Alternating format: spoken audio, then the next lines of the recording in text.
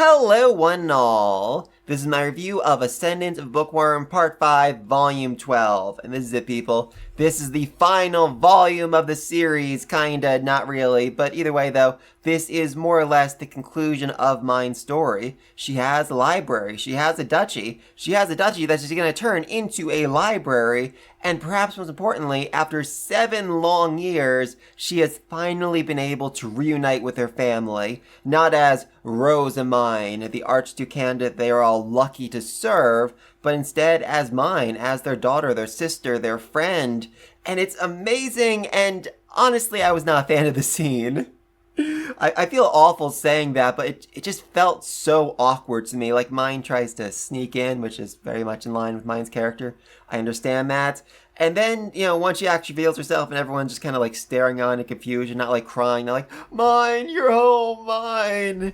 And then she brings in Ferdinand, and I kid you not, they spend the next 7 pages debating whether or not Myne is actually in love with Ferdinand. Seriously, Gunther is like in the background, like covering his ears, like, I don't want to hear this, I don't want to hear this, I don't want to hear this. Dude, Gunther. You are perhaps the greatest father in all of anime, all of manga, all of light novels, whatever. You are an amazing person. You care so much for your daughter. Your daughter who is here in front of you for the first time in a long time, and for the first time as your daughter in even longer. And instead of like rushing out, hugging her, crying, you're like crying tears of blood over the fact that she's engaged to someone you don't like, or just the fact that she's engaged in general. What the freak, man? Genuinely, what the freak? And that just kind of soured the rest of the experience for me a little bit, took out a lot of the emotional impact.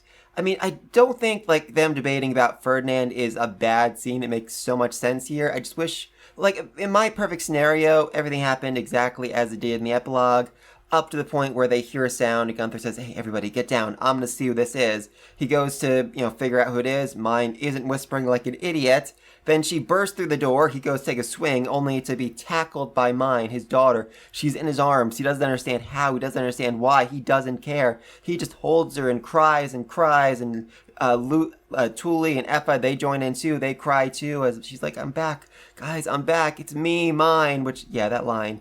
It's me, Myne. So much impact. I did really love that, even if the whole rest of the scene was a bit awkward. Anyway, though, then after all the hugging, after all the crying, Effa says, oh, come in. We have so much to catch up about, and then Myne brings in Ferdinand, and then they can have the whole back and forth about whether or not she's actually in love with him, even though it is very clear to everyone she is 1,000,000% in love with him. I just think that would have flowed so much better and been able to keep the emotional impact here, but whatever. That being said, I did still really like a lot of the rest of this epilogue. For example, Luz was such a great protagonist, or point of view character for this epilogue, because this man went on such an emotional roller coaster in these 2-3 hours. He went from missing Myne, being like, oh, she should have been here. This should have been her coming of age ceremony, to being terrified that she was back and about to break the contract, to being terrified that Ferdinand was there, to being impressed that Ferdinand, that anyone managed to make Myne fall in love with them, to being terrified that, oh my god, Ferdinand is also in love with Myne, there's no one who can stop her, she's gonna destroy the entire world, to being relieved that Ferdinand will in fact stop her when she acts like a complete freaking idiot and almost does a massive blessing that would have been a huge red flag to everyone that there was a noble right here, and the only noble who can make a blessing that big would be freaking Myne herself. So yeah, that, like I said, that was an absolute roller coaster for him, and I loved it so much. And overall, though, I do think this epilogue is just made so much better by the added context we got at the start of this volume. Because Ferdinand, he has always supported the relationship between Myne and her family, but what I didn't realize was that he was just so overwhelmingly envious and in awe of that relationship, while also being just racked with unbelievable guilt over the fact that he took that away from her. I mean, he said a long time ago, don't you hate me because I took your family away from you? Yeah, that's what he really did believe, because in his mind, there's nothing more beautiful than that relationship. There's nothing anyone would want more than that relationship. And so in this scene, even though Ferdinand acts just completely uninterested and stone-faced, he truly is desperate when he asks to become a part of the family. That being said, his praise for Gunther and Effa over how they raised Myne with so much love and support wasn't just him trying to butter them up. He's seen what Myne is like without their influence. She is colder, less compassionate, less enthusiastic. She is not the woman that he is in love with. That's why he was so desperate to get her memories back, to make her the Myne that he loved, adored, and valued above all else. The experiences of being raised with love and patience, despite how horrifically ill and, let's be frank, strange she was, had a huge impact on who she was. I mean, the idea of commoners opposing nobles was absurd to her without the memories of her parents doing exactly that. But it was because of those memories that Myne did the same, opposing nobles, royals, and even the gods for Ferdinand's sake. Heck, Gunther even says this epilogue, I don't care if he's a commoner or a noble or even a god. If he can't treat Myne right, I won't show him any mercy. Seriously, without realizing it, Gunther basically copied exactly what Myne said to Ferdinand, and while everyone panicked over the fact that he was, threatening a noble, Myne and Ferdinand could only laugh at how alike they really were. Oh god, and speaking of Gunther, I love how he's so drunk by the end that he demands his son-in-law bring fruit wine next time while throwing an arm around his shoulder and giving him a noogie. Yeah, so not only is this funny because it's a bit heartwarming since Ferdinand is being treated like family, but Ferdinand's promise to bring some of his special reserve is hilarious since next season all of Myne's retainers are going to watch her and Ferdinand disappear into her hidden room for several hours with enough alcohol to satisfy half a dozen people. Yeah, that might genuinely kill Cornelius, and I love it. That all being said, I obviously really enjoyed this epilogue, but I did feel like the pacing and ordering events really took out a lot of the emotions for me and resulted in other scenes like Myne's various goodbyes and ceremonies feeling more impactful than it and being a better send-off of the series. For example, Myne's engagement ceremony starts with a classic trope of the series. Wilfried doing something stupid without meaning to, namely staying behind in Ehrenfest so Grandpa can go to the ceremony. Yeah, somehow he thought this would be a good idea and wouldn't nearly cause a riot. Still an idiot. Still an absolute idiot even after all these years. But everyone has some really good moments here.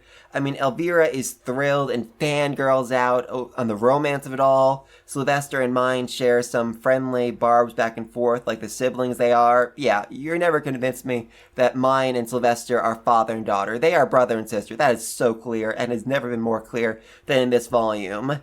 Karstead actually acts like a real father for one of the few times in the series and is pretty emotional about her getting married, and oh god. Then there's Cornelius, who gives his blessing as her elder brother, but warns her there are times you must be firm with your man so that winter does not arrive early, which is, fairly good brotherly advice, except it's a bit hypocritical since winter already arrived early with him and Leonor. Heck, I think it actually arrived before their engagement ceremony in one of the school's gazebos. Wow. And while Myne couldn't have known that detail, unless Leonor is a serious gossip, her asking if Leonor had been as firm with him was the perfect little sister response. I loved it. But I think the peak interaction here was definitely when Myne once again claimed that she was not in love with Ferdinand, which shocks everyone, though not because love is some critical aspect to a noble marriage. I mean, heck, Elvira, the mother of love stories, reveals this volume that she's never actually loved her husband, and probably never will. And though Myne is shocked by this, she really, really shouldn't have been, since her last long conversation with Elvira was basically about how Karstead had never once been a decent or supportive husband to her before Myne arrived. So yeah, no duh, she's not in love. But everyone can tell from a mile away that Myne and Ferdinand actually do love one another, so they're kind of shocked that Myne still hasn't figured it out. Still, this wouldn't be Bookworm if Myne didn't fully misread a situation, so she tries very hard to convince Sylvester that even though she's not in love with Ferdinand, she'll make him happy, and this is just so heartbreaking for Sylvester because he's realizing this moment that he never once prioritized Ferdinand's happiness.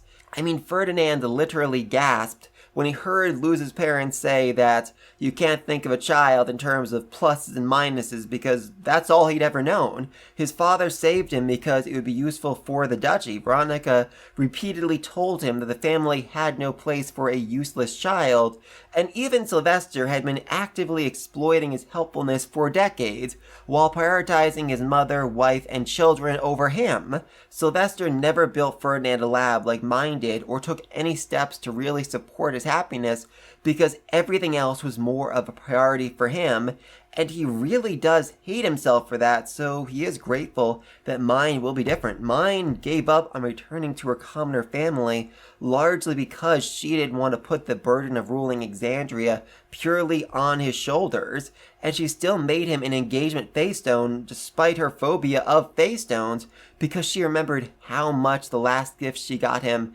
had meant to him, as it was the first time someone had given him a protective charm, the first time someone had prioritized his safety. And just, oh my god, speaking of those engagement stones, I need to rant about them because they are so freaking good. I mean, seriously, they come across as so bland and generic that Elvira's readers might riot if they heard them, but they mean so much to Myne and Ferdinand. Myne's "Let me embroider your cape" is a pretty standard pickup line. In fact, I think Cornelius proposed with something pretty similar to that, but it is packed with so much meaning for Ferdinand. Only your family can embroider your cape, so it's Myne's way of calling him family. Plus his own cape, that was given to him by his father, was stolen and likely destroyed by Veronica, very much cementing his feelings that he wasn't really family to Sylvester and didn't belong. But when Sylvester finally gave him a replacement cape, he was overjoyed, even if he didn't actually show it. And most importantly, Myne sucks at embroidery. She sucks so much that she literally asked if she could stay single for the rest of her life just so she could avoid it. God above. In doing this, Myne is saying not only that Ferdinand is family, but also that she is willing to make sacrifices for his happiness, something his actual family was never willing to do, and it works exceptionally well. Ferdinand's fake noble smile gives way to an expression of pure joy and happiness as he clutches the Faystone so tight. Of course, he throws in a cheeky line about choosing the design to hide his feelings, but he was so obviously flustered by the message, they actually forgot, like, oh yeah, I need to give her a stone too. And God above, his stone is just as good. I will protect Alexandria and you with it. Again, to an outsider, those words are incredibly generic, but it is not only a promise to protect all she holds dear, but it is literally the same promise she made with her father, and this is just too much for her. She burst into tears in the middle of her engagement ceremony, and Ferdinand has to hide her crying eyes behind his sleeve, similar to how we cured her puffy eyes before her noble baptism, except here, it fully looks like he's hiding her face so they can make out in public, which, given Ferdinand's strong response to Cinderella, probably leans pretty hard into socially inappropriate. And I absolutely love the responses to this. I mean, Myne has no idea what people are thinking in this moment, but Ferdinand actually admits fault for one of the first times in the series, saying, "It would seem I have erred." Justice, meanwhile, is desperately trying to hold back his laughter as he clearly understands the situation, but no one else does. Liseletta turns bright red, Elvira waves her stop in the air like she's at a freaking concert, and Grandpa Bonifacius has to be pinned down by every knight in the entire room. Oh, I want to see this animated. I want to see this animated so badly. But anyway, though, then we have the inauguration ceremony, which much like the engagement ceremony, starts with an idiot being an idiot. In this case, Siggy rants about how his mother is being demoted to third wife, even though, she nominated an absolute traitor to be knight commander and almost destroyed the entire country. And then he proceeds to continue acting as if he's still a royal and that everyone will wait for him to be ready. Turns out they won't, and he nearly makes a fool of himself. And I do love Ferdinand praising Adolphine for running from that marriage as fast as she could, because, yeah, he's definitely going to do something really stupid really, really soon. But then things get decisively less fun as Myne enters the auditorium and is met with unbridled hatred from almost everyone who thinks she's unworthy or too young to become an archduke, despite the fact that she was literally chosen by the gods to be their messenger and bring about a new age. But Ferdinand reminds her, hey, you managed to steal the foundation. You managed to take Alexandria.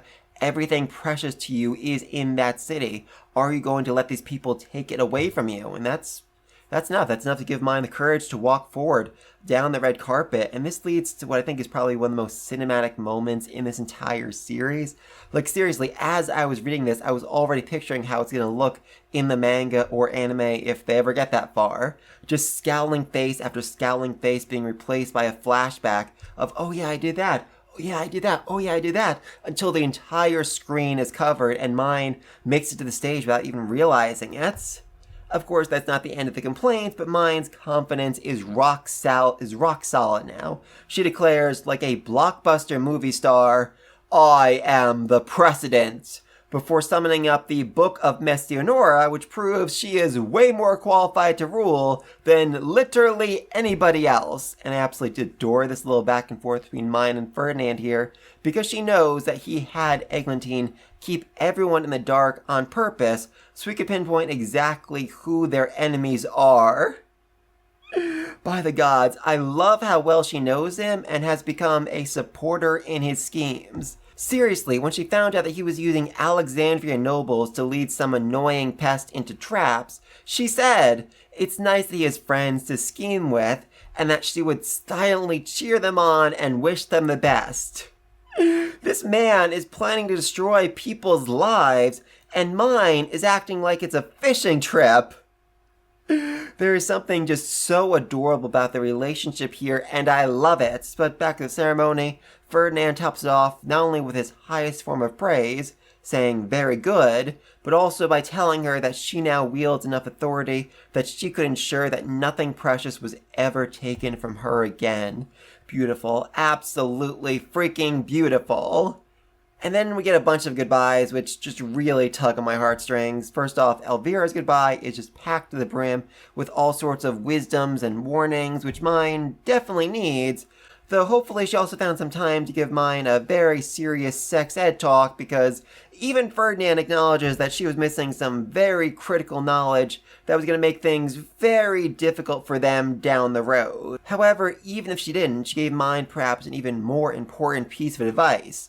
Marriages are political and not at all based in love. Heck, she doesn't even love her own husband, and while she's a fan of intense, passionate stories, in real life, stability is way more useful. But that being said, she is absolutely going to write Myne's story into the most intensely passionate love story ever written, even if it royally ticks off Myne and Ferdinand. I love that Myne is freaking out about this one book, as if that was the only love story people were going to write about her. She stole a duchy to save a man that she ended up marrying. That's going to go down in history as an epic love story regardless of what Elvira does. Heck, didn't Muriella or her friends say they were going to write a love story about these two as well? After she saw them interact for 5 seconds from afar during the Interduchy tournament? Yeah, Myne is doomed. Myne is seriously, seriously doomed. I mean, heck, even in just this volume alone, Myne sending Ferdinand a letter saying, hey, I'm gonna wear this colored dress, which just so happens to match your hair color, became the stuff of romantic love story legends. Oh god, poor Myne. But anyway though, before Myne leaves her family's home for the last time ever, she takes a moment to thank Elvira's attendants for accepting her as a daughter of the estate, despite her temple upbringing and supposedly being the daughter of Rosemary, who had caused a lot of trouble for Elvira. I know these ladies have no backstory, names, or faces, and Myne's probably only seen them once or twice since her baptism, but this goodbye, it really hit me hard for some reason, and I'm not sure why. Interesting. Anyway, though, then we get Florentia's goodbye, and I find this whole scene so interesting because so many people online just really don't like Florentia and consider her to be a horrible wife and mother who sits around all day doing nothing. Now, right off the bat, I think that is a wild opinion to have. Yeah, I don't actually know what she does on any given day, but I also don't know what Sylvester does either, and yet I'm sure he's working. Plus, given that everyone had to take over and do extra work while she was pregnant, she clearly does something. But regardless, let's focus on how she was as a mother to Myne. Now, if you ask the community, a lot of people will say that she was a horrible mother who constantly used and exploited Myne while never supporting her. But here we get a very different interpretation. Florentia had wanted to reach out and educate Myne as a first wife, but Myne was always too busy with everything else being piled on her shoulders, and so Florentia didn't want to add to that burden. And I think this does make a lot of sense, since even when Florentia was pregnant, Charlotte and Sylvester advocated against Myne taking over her socializing duties, since she was supposed to have decades before she needed to take over as first wife. She had time to learn how to socialize with people of her duchy. Florentia likely understood that as well and chose to give Myne whatever freedom she could. Also, importantly, Florentia was the only one of Myne's parental figures who advocated against lecturing her endlessly after she returned from the academy, since any mistakes that she made was likely due to a rushed noble education. Yes, this was a rather small move, but Myne appreciated both that and the freedom that Florentia allowed her to have, and is actually regretful that she caused constant trouble for her, but Florentia doesn't mind. Heck, straight up says, "I always thought it, but I am more certain now than ever, you truly are a saint. I am more grateful than I can ever put into words." God above, it's just such a great ending for two characters who never interacted much, but still had huge impacts on the lives of one another. And then we have Riarda, who, while never described as being an actual mother to Myne, has been, in my opinion, more of a mother to her than any of her noble mothers, and someone she spent more time with than all of her mothers combined. Riarda was the one constantly teaching Myne about how to behave as a true noble, while also ensuring that Ferdinand didn't push her too hard and that she was able to take breaks. As Myne says, "If not for your loving lectures, I would never reach the standards expected of a noble. From the bottom of my heart, I thank you." And Riarda is just as grateful to Myne for finally putting an end to the tangled thread of fate that she watched grow and twist upon itself for the entirety of her life. From Gabriella to Veronica to Georgine to Detlin, just all of this chaos and pain and hatred and agony finally has been put to an end. It's finally over and they can move on. They can go forward. And then she gives her one last lecture. "You mustn't cry, my lady. Becoming an archduke means being treated as an adult. Showing emotion or weakness will negatively impact your entire duchy. You must get a grip." And this just makes her cry even harder because she realizes never again would someone lovingly scold her the way that Riarda was doing in this moment. But she had to push forward. She straightened herself up and departed the room like a true noble, with her saying, "I took my leave." I proceeded down the hallway without looking back, listening to the low creak as she closed the door behind me. By the gods, that is a brutal but necessary goodbye. Noble society is cold and cruel and ruthless, and Riarda's last lesson was that even in a moment like this, Myne can never show weakness. Ouch. Just seriously ouch. There are a few other goodbyes I really loved and want to mention here. First off, Delia. Delia was Myne's first burden as a noble, a retainer who she couldn't keep in line and whom she ultimately had to punish with the things she feared most, being trapped in the orphanage for the rest of her life. So it definitely feels appropriate that Myne had to swing by to share some final words with her. And I love how this starts with her being terrified for Dirk's safety, but Myne turns it around and ends up adding to her duties, telling her to protect the orphanage from the inside while Dirk protects it from the outside as a noble. She tells her to once more become a big sister, not just to Dirk, but to every single child in the orphanage. It's such a beautiful conclusion to her story. And just by the gods, Delia got old. I mean, I noticed this in the color illustration at the start of this volume as well, but yeah, a lot of time has passed since Myne was a commoner, and everyone is all grown up now. Wild. Absolutely freaking wild. Fran, meanwhile, has a very different goodbye since he's going with Myne, but as a result, he'll have to say farewell to all the people and places he cares about, and that's making him anxious, and I definitely get where he's coming from. I recently graduated from college, the same college I got my bachelor's, master's, and PhD at, and so leaving that place was just such a strange experience. I'd always known the campus is basically a second home to me, and now I don't know if I'll ever go back there again. I certainly won't see a lot of the friends I had there ever again. Certainly won't see the professors I knew for years and years ever again. It's just, it feels weird. I mean, I'm moving on, I'm moving forward, I'm already starting to try to apply for some jobs. Let's see how that goes, but yeah, it's certainly hard to say goodbye to the life I had for so long there. But anyway, though, of course, Myne also has to say goodbye to her siblings, and Wilfried is weirdly good in these scenes. I mean, you could say just being like cold and unfeeling, but he manages to reassure everyone that no matter what happens,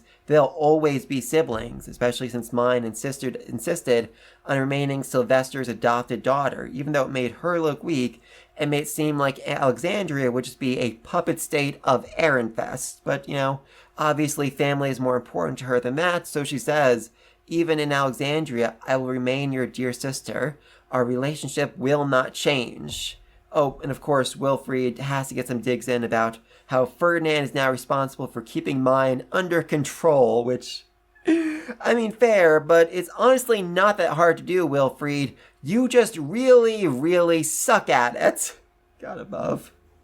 And then we have one more goodbye. The goodbye between Myne and Aurelia. And I just love this scene so much.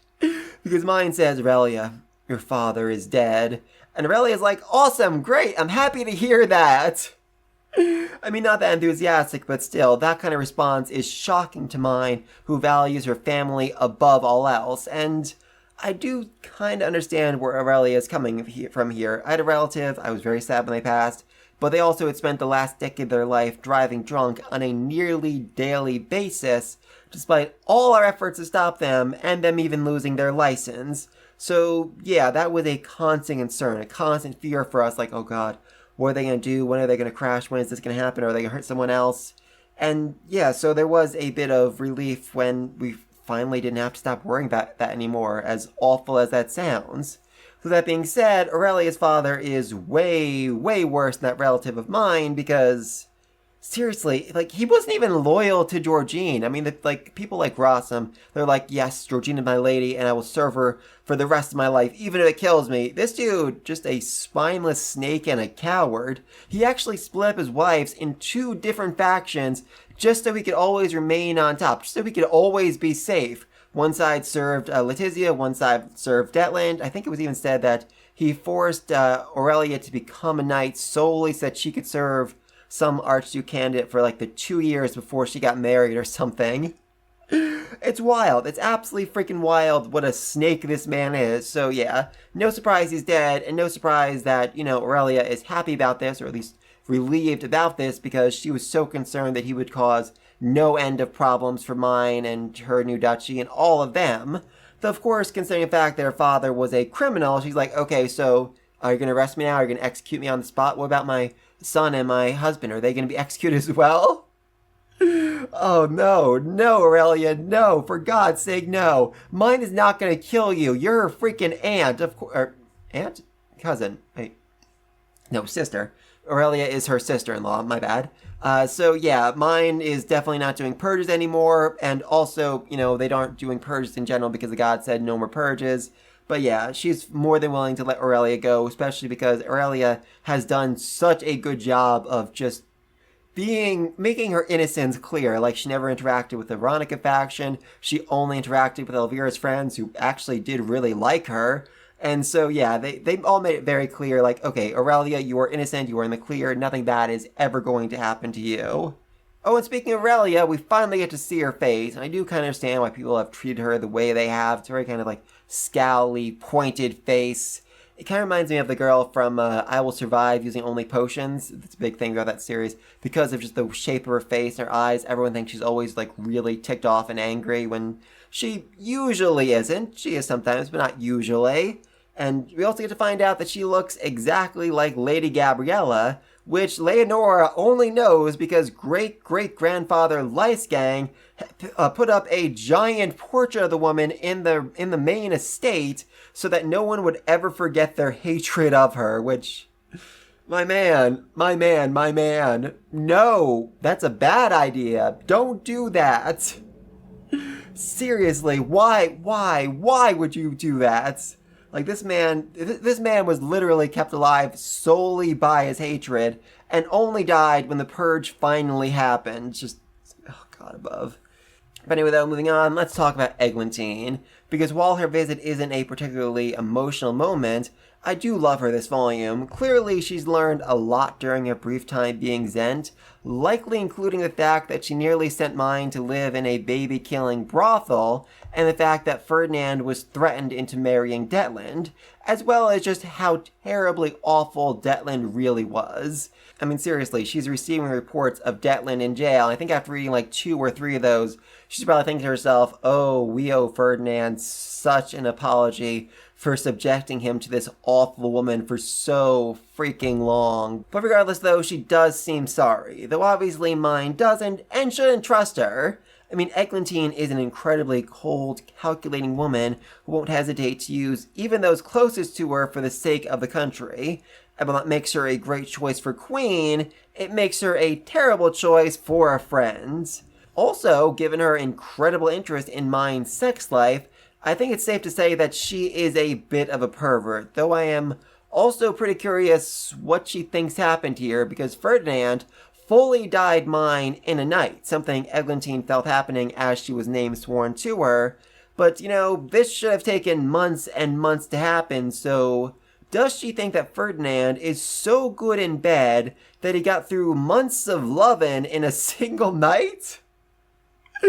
I'm not sure, but given how much Anastasius really wants to move things along, I'm guessing she's already had a long and mostly one-sided conversation about this. Oh god, I also love that Ferdinand is just so absolutely petty during this conversation that he is literally going to force Eglantine to make a new duchy named Arnsbeck just so Letizia can become its archduke and fulfill the letter of the royal decree. That sounds so insanely complicated to pull off, and I'm sure Ferdinand is laughing his butt off imagining it. Seriously, do not tick this man off. And speaking of people you really shouldn't tick off, Losbaum revealed this volume that on the night Veronica was arrested, he, Eckhart, and Justice had a celebratory drink because even though everyone else was super busy dealing with the fallout of her arrest, the night commander basically said, like, hey, you three, stay in the estate. Do not leave it. Because I know if you leave, you are going to enact some sort of horrible, violent, disturbing revenge against Veronica in some insane, creative fashion, and I can't have you doing that, so just stay put. And this revelation terrifies Myne so much that she has to make it clear to Losbaum, like, hey, you've been in here a long time. You might not know this, but I've actually made Ferdinand's life a living hell many, many times over, so, you know, please don't take vengeance against me either. I love it. I absolutely love how terrified she is of this man, which, yeah, she has every right to be. Even though Losbaum does not have a lot of mana, you don't want to take him off, or Eckhart, or Justice. You don't want to take off anyone in Ferdinand's orbit, because they are all trained in many, many ways of making people suffer. Huzzah! A few things I want to mention this volume. I love Myne's line, only a weirdo would want to get close to me outside the context of an arranged marriage. Which then follows up the line, you make it sound like we're already engaged. When in the world did that happen? Yes, it feels pretty on brand. The woman who does not understand love or anything about noble relationships would not realize that she was, in fact, already engaged. Love it. Absolutely love it. Then we have Raymond, who is told nothing about, the giant civil war that just took place inside of Arnsbach, or the fact that Myne is now his archduke. Seriously. And he's not even mad. He's just happy he kept out of the danger and allowed to focus on his research. I love this man. I love this man so much. Oh, speaking of things I love, I also love the prayer that Myne does to recreate Alexandria. I am one who offers prayers and gratitudes to the gods who have created the world, one who seeks to alter their design. May the power to absorb be granted the name of the god of darkness. May the power to create be granted the name of the goddess of light. Through prayer and gratitude I give you these fragments of life. May the divine couple grant their blessings and places of rest be added to the world. I know, there's something about just prayers and spells that I love so much in fiction. They really just scratch an itch for me. It's just so amazing. Oh, we also get an update on Muriella, who's doing really well after the war. Despite everyone's concerns that, the Namesworn will be more hated after the invasion, she managed to earn the favor of both the guards and Florence's retainers for being so well-mannered and obedient while imprisoned during the war. Meanwhile, Bartold was a complete and absolute nuisance and will be punished. Just as soon as they get around to having time to punish him, and I cannot wait. I cannot freaking wait to see that. Like, seriously, Bartold is he's scum, he's awful, he's terrible, and Wilfried still hasn't figured that out. I mean, he's kind of been locked up for most of the invasion. I'm not even sure if he really knows that Wilfried is no longer going to be the next Archduke, what's going on with that, but yeah, Wilfried, he really, really needs to figure out the truth. He really needs to, read Bartold's memories and realize this dude has been manipulating him for so freaking long. Seriously. That is what I want to see in the short stories, which, unfortunately, we didn't get this volume. Seriously, why no short stories? I get it, volume was very, very thick, and they wanted to focus on Myne, but there were so many little things throughout this volume. It's like, oh, that's going to be a short story, that's going to be a short story, that's going to be a short story. For one thing, the author actually said in the afterwards they were going to do a short story that just explains what the vows that Ferdinand and Myne exchanged actually meant, because Myne not only did not understand Ferdinand's vows, she didn't understand her own vows as they were written by Roderick, which is just so hilarious. I mean, I didn't really understand Ferdinand's vows either, but the fact that he compared Myne to every goddess, every one of the main goddesses, does seem to imply, hey, you are the only woman for me, I'm going to marry you and nobody else. I think that makes sense because it was said before that the first wife was referred to as the goddess of light, second wife, goddess of water, third wife, the other goddess. So, yeah, but the fact that Ferdinand referred to her as all the gods, hey, you're my first wife, my second wife, you're my third wife, you're all my wives, no more wives for me ever again.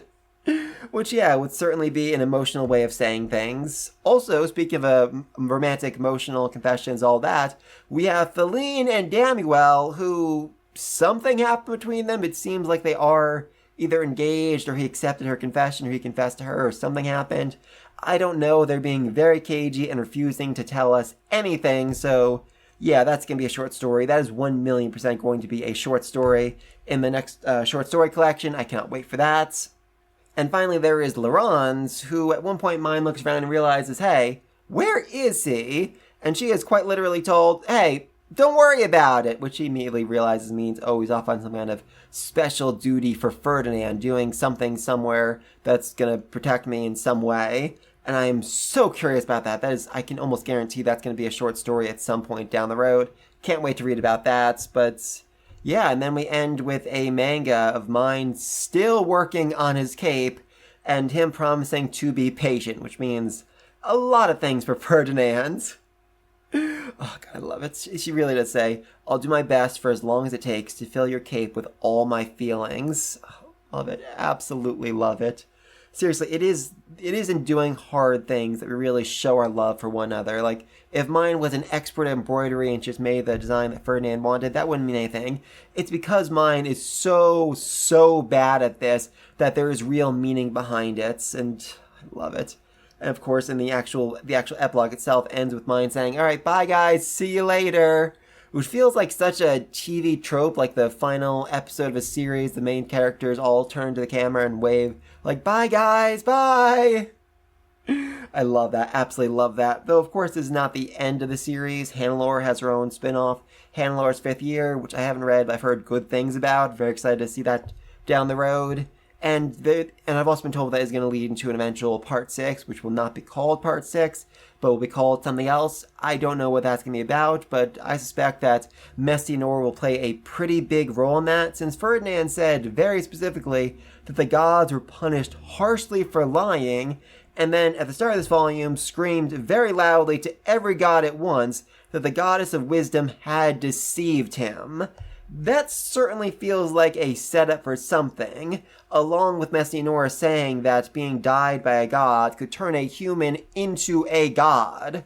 And honestly, after all of Hartmutt's preaching about Myne, it only feels right that she'd eventually lose her mortality and arise to live within the pantheon of all the gods. Only for Ferdinand to turn her back or turn himself into a god to go get her or something. I know, I really like that, but overall, I really enjoyed this volume. I feel like it was a really good send-off for the series, even if the series isn't actually over yet.